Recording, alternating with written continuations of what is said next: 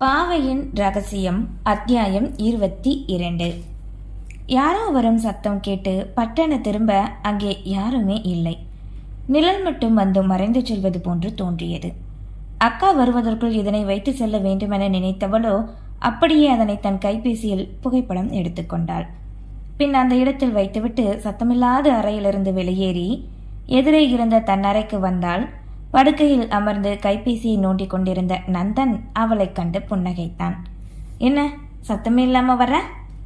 ஒன்றும் இல்லை, உங்களை பயமுறுத்த நினைச்சேன் என்று கிண்டலாக கூறிக்கொண்டு கபோர்ட் நோக்கி சென்றாள்.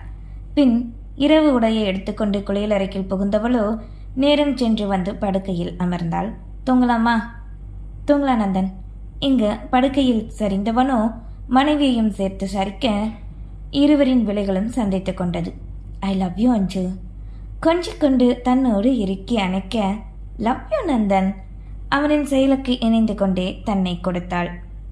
முன்னுச்சியில் இதழ் பதித்தவனோ அப்படியே தன் கரங்களை மனைவியின் மேனியில் மயிலோடு பதிக்கவே கூச்சத்தில் நெளிந்தவளோ விளக்கினை அமர்த்த கூறினாள். மறுநாள் பெண்கள் இருவரும் ஷாப்பிங் செல்ல கிளம்பி வரவே ஹாலில் அமர்ந்து கவினையா குழந்தைக்கு உணவூட்டி கொண்டிருந்தாள். எனக்கா நீங்க வரலையா? தன் கணவன் வேண்டாம் என கூற அதனால் தான் வரவில்லை என்று கூறவா முடியும்? இல்லை அஞ்சனா, கொஞ்சம் வேலை இருக்கு. எங்க? சரிக்கா, ஏதாவது வாங்கிட்டு வரவா? அதெல்லாம் வேண்டாம் என்கவே இருவரும் கிளம்பி சென்றனர். அஞ்சனாவின் ஸ்கூட்டியில் தான் இருவருமே கிளம்பினர். பேசிக்கொண்டே 1 மணி நேர பயணத்திற்கு பிறகு ஷாப்பிங் மால் வந்து நின்றனர். இறங்கிய இருவரும் உள்ளே செல்ல பார்க்க தன் துப்பட்டா எதிலோ மாட்டிவிட எடுக்க திரும்பிய தீப்தி மகிழனை கண்டாள். சார், ஏன் இங்க இருக்காரு? யோசிக்க அவனோ சட்டென தன் பார்வை செல்லும் திசையை மாற்றிக்கொண்டான். என்னாச்சு தீப்தி? ஒன்றும் இல்லை நீ என்றவளோ யதார்த்தமாக கூட வந்திருக்கலாம் என நினைத்து உள்ளே சென்று விட்டாள். நாளை விடுமுறை நாள் என்பதால் எப்படியாவது தீப்தி வீட்டிற்கு சென்றால் தங்கையை பார்த்து விடலாம் என்ற எண்ணத்தில் தான் இருந்தான் மகிழன். ஆனால் அவளின் முகவரியை எப்படி கண்டுபிடிப்பது நினைக்கும் போதுதான் அவனின் டேபிளின் மீது ஏதோ ஒரு படிவம் இருப்பது தெரிந்தது. அதில் மாணவர்கள் பெயர்கள் முகவரியோடு இருக்கவே நல்ல வாய்ப்பாக பயன்படுத்தி கொண்டவனோ தீப்தி பெயரை தேடி அதனை எடுத்து குறித்து கொண்டான். தீப்தி நல்லா எழுதியிருக்காப்பா, சூப்பரா இருக்கு ரைட்டிங் ஸ்டைல் என்று நினைத்தவனோ சட்டென விழித்துக் கொள்வது போல் முகத்தை அசைத்தான். மறுநாள் அந்த முகவரிக்கு செல்ல கிளம்பி வந்த ஏரியாவிற்கு வர அவர்களின் எதிரே அஞ்சனா தீப்தி இருவரும் சென்றனர். அஞ்சனா ஹெல்மெட் அணிந்திருக்க தீப்தி பின்னால் அமர்ந்திருக்க அவளைத்தான் கண்டான். முன் ஓட்டிச் செல்வது உடல்வாகு வைத்து பார்க்கும்போது தங்கையாகத்தான் இருக்கும் என்ற நினைப்பில் அப்படியே திரும்பி ஃபாலோ செய்ய ஆரம்பித்தான். ஒரு வழியாக மாலின் முன் நிறுத்தி ஹெல்மெட்டை கலட்டிய போதுதான் ஐஸ்வர்யா என்று உறுதியானது.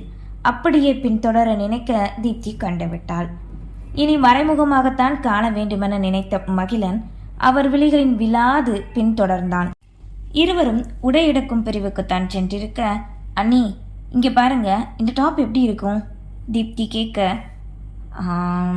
இது கலர் கொஞ்சம் டல்லாக தெரியுது, காலேஜ் போக்கு சூட் ஆகாது, வேற பாரு என்கவே இன்னொன்றை எடுத்து காட்டினாள்.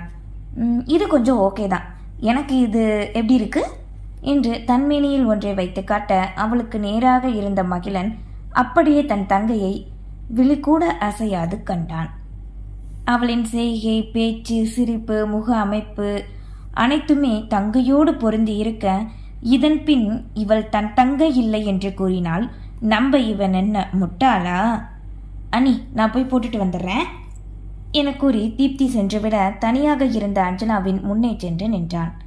ஐஸ்வர்யா என்க உடையின் மீது கவனமாக இருந்தவளோ தன் பெயரை அழைத்து கூற நிமிரவே முன்னே கை கட்டி கொண்டு நின்றான் மகிழன். தன் அண்ணனை கண்டவளின் வெளிகளோ விரிய திரும்பி தீப்தி எங்கே என்று தேடியவளோ அங்கிருந்து நகர பார்க்க பின்னாலே வந்தான். ஐஸ்வர்யா நில்லு, எதுக்கு ஓடுற? கீழ் அணிந்திருந்தவளோ வேகமாய் நகர முடியாது போக முன்னே வந்து கரம் நீட்டி தடுத்து நின்றான். அமைதியாக தலை குனிந்தவளோ படபடப்போடு நிற்க, ஏன் இப்படி பண்ண சொல்லு சீற்றமாய் கேட்கவே அனைவரும் அவர்களைத்தான் கண்டனர். நான் உன்கிட்ட பேசணும், முதல்ல நீ வா, வீட்டுக்கு போகலாம் என்றதும் வேகமாய் நிமிர்ந்தவளோ அண்ணனை கண்டு எச்சில் விழுங்கினாள். யார் நீங்க? எனக்கு நீங்க யாருன்னு தெரியாது, வழிய விடுங்க. பொய் சொல்லாத ஐஸ்வர்யா, நான் செம்ம கோவத்துல இருக்கேன், அடிச்சிருவேன். பற்களை கடித்து விழிகளில் அனல் கக்க மிரட்டவே அண்ணனை பற்றி தெரிந்தவள் அல்லவா மிரண்டே போனாள். அவன் கையோங்கி இருக்க அக்கம் பக்கத்தினர், தம்பி என்னப்பா பண்ற என்று அஞ்சனாவிற்கு துணையாக நின்று கேட்க, இவ என் தங்கச்சி, எங்களுக்குள்ள சின்ன பிரச்சனை, அவ்வளவுதான். அதுக்காக இப்படியா பப்ளிக் பிளேஸ்ல வச்சு சண்டை போடுறது கூறியவாறு அவரவர் வேலையை பார்த்து சென்றுவிட, நான் அஞ்சனா, உங்க தங்கச்சி ஐஸ்வர்யா இல்ல, தலையை குனிந்து கொண்டே கூறினாள். அத என்ன பார்த்து சொல்லு என்றவனோ அவளின் தாடையில் தன் கரத்தினை அழுத்த பற்றி நிமிர்த்தினான். விடுங்க என்ன என்க அதே நேரம் அங்கே தீப்தி வந்தாள். யாரோ ஒருவன் அண்ணியின் தாடையை பற்றி இருக்கவே பின்புறம் மட்டுமே பார்த்தவளோ, அண்ணி பதறிக்கொண்டு வந்தாள். ஏய், கையை எடு முதல்ல. அண்ணியை கண்டவாறு கூறியவளோ பின் நிமிர்ந்து அவனின் முகம் காண அதிர்ந்து போனாள். என்னதான் தங்கை என்றாலும் இவ்வாறு செய்வது தவறென நினைத்தவனோ தீப்தியை கண்டதும் சட்டென கரங்களை எடுத்து விட்டான். சார், நீங்களா? தீப்தி வா, நம்ம போகலாம் என்று அஞ்சனா அவளை அழைத்து கொண்டு அங்கிருந்து விறுவிறுவென செல்ல பார்த்தவாறே நின்றிருந்தான் மகிழன். அவனுக்கு 100% தெரியும் இவள் தன் தங்கை என்று. பின் ஏன் தங்களிடம் இறந்ததாக போய் கூறினாள்? திருமணம் செய்திருக்கிறாள், ஒருவேளை அதனால் அவ்வாறு கூறினாளா? இல்லையே, சில மாதங்கள் முன் திருமணம் நடந்தது என்றுதானே தீப்தி கூறினாள். பின் என்ன காரணமாக இருக்கும்? தன்னை நேராக பார்த்த பின்னும் கூட மறுக்கிறாளே, ஏன்? இந்த கேள்விகள் அனைத்திற்குமான பதிலை அவனை தேடும் முயற்சியில் இறங்கினான். என்னாச்சு அண்ணி? மகிழன் சார் உங்களுக்கு முன்னவே தெரியுமா? அவர் ஏன் உங்ககிட்ட அப்படி நடந்துகிட்டாரு என்று ஸ்கூட்டியில் செல்லும் அஞ்சனாவிடம் கேட்க, வேற யாரோ நினைச்சு என்கிட்ட பேசுறாரு. அப்போ நம்ம எதுக்கு இப்படி பயந்து வரணும்? பார்க்க சரியா தெரியல, ஏதாவது பண்ணிட்டா அதான். அப்படிலாம் இல்லை அண்ணி, அந்த சார் ரொம்ப நல்லவர், பொண்ணுங்க கிட்ட தன்மையாக தான் நடந்துப்பாரு. உனக்கு எப்படி தெரியும்? எனக்கு அவர் கிளாஸ் எடுக்கிறாரு என்க நிலநடுக்கமே வந்தது போல் அதிர்ந்து விட்டாள். இது வேறையா? புலம்பிக் கொண்டவள், என்னை பற்றி ஏதாவது கேட்டாரா என்ன என்க. ஆமா அண்ணி என்றதும் அஞ்சனாவிற்கு புரிந்துவிட்டது தன் அண்ணன் தன்னை யாரு என கண்டுபிடித்து விட்டான் என்று. இனி தன்னால் மறைமுகமாக இருக்க முடியாது. எதுவும் பிரச்சனையா அண்ணி? அதெல்லாம் ஒன்றும் இல்லை, இனி என்னை பற்றி யாராவது கேட்டால் சொல்லாத, சரியா? சரிங்க அண்ணி என்க இருவரும் வீடு வந்து சேர்ந்தனர். என்ன சீக்கிரம் வந்துட்டீங்கன்னு யாராவது கேட்டா, ரொம்ப வெயிலாக இருந்துட்டு வந்துட்டோன்னு சொல்லிடு. அப்புறம்தான் இந்த ட்ரெஸ்ஸு என்னை விட உனக்குத்தான் நல்லா இருக்கும், நீ வச்சுக்கோ என்று தனக்காக வாங்கியதையும் அவளிடம் கொடுத்தாள்.